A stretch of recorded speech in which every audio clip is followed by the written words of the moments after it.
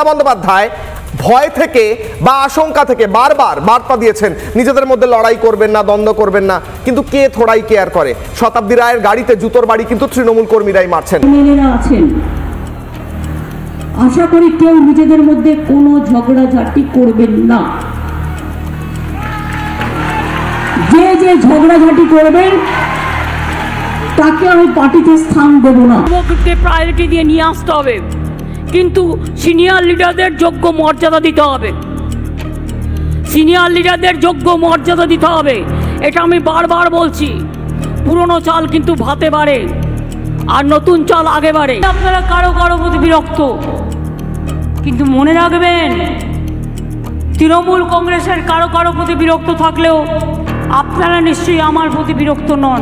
কাজ করছেন তাদের পদোন্নতি করব আমরা, কিন্তু যারা কাজ করেন না, শুধু ভাষণ দেন আর বিবৃতি দেন আর শুধু পার্টিকে সমালোচনা করেন, বিজেপিকে লড়াই করেন না, মানুষের পাশে থাকেন না, তাদের জন্য আমার কোনো দয়া মায়া নেই।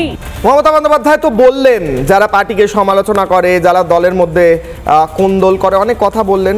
থোড়াই কেয়ার, কেউ কেয়ার করছেন না, তৃণমূল কেয়ার করছে না। কারণ কি? কারণ জানেন তারা হেরে যাবেন। প্রশ্ন